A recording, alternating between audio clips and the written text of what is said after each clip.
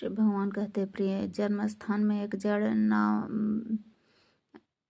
नामक ब्राह्मण था जो कौशिक वंश में उत्पन्न हुआ। तो उसने अपना जातीय धर्म छोड़कर बनिए की वृत्ति में अपनाया। उसे पराई स्त्रियों के साथ व्यभिचार करने का व्यसन पड़ गया था। वह सदा जुआ खेलता, शराब पीता और शिकार खेलकर जीवों की हिंसा किया करता था। इस प्रकार उसका समय बीतता था। धन नष्ट हो जाने पर वह व्यापार के लिए बहुत दूर उत्तर दिशा में चला गया। वहां से धन कमाकर घर की ओर लौटा। बहुत दूर तक रास्ता उसने तय किया था।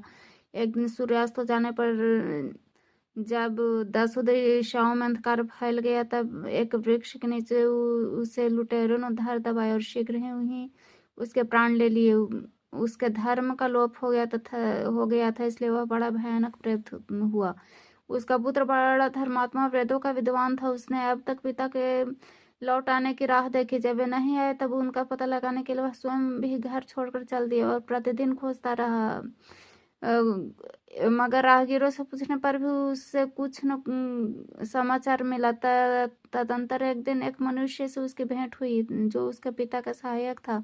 उसने सारा हाल जानकर उसने पिता की मृत्यु पर बहुत शोक किया। वह बड़ा बुद्धिमान था। बहुत कुछ सोच विचार कर पिता का पारलौकिक कर्म करने की इच्छा से आवश्यक सामग्री लेकर उसने काशी जाने का विचार किया। मार्ग में 7-8 मुकाम डालकर वह 9वें दिन उसी वृक्ष के नीचे पहुंचा जहां उसके पिता मारे गए थे। उस स्थान पर उसने संध्योपासना की और गीता के 3रे अध्याय का पाठ किया।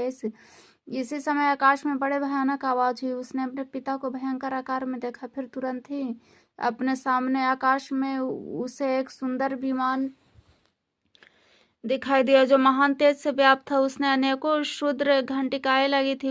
उसके तेज से समस्त दिशाएं आलोकित होकर हो रही थी। यह दृश्य देख उसके चित्त की व्यग्रता दूर हो गई। उसने विमान पर अपने पिता को दिव्य रूप धारण किए विराजमान देखा। उनके शरीर पर पीताम्बर शोभा पा रहा था। मुनिजन उसकी स्तुति कर रहे थे। उन्हें देखते ही पुत्र ने प्रणाम किया। तब पिता ने उसे आशीर्वाद दिया।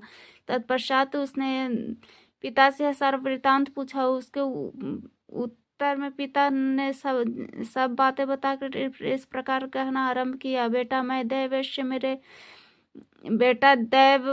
मेरे निकट गीता के 3य अध्याय के पाठ करके तुमने इस शरीर के द्वारा किए हुए दुस्तज्य कर्म बंधन से मुझे छुड़ा दिया। अतः अब घर लौट जाओ, क्योंकि जिसके लिए तुम काशी जा रहे थे वह प्रयोजन इस समय 3य अध्याय के पाठ से ही सिद्ध हो गया। पिता के यूं कहने पर पुत्र ने पूछा, तात मेरे हित का उपदेश दीजिए तथा और कोई कार्य जो मेरे लिए करने योग्य हो बताइए।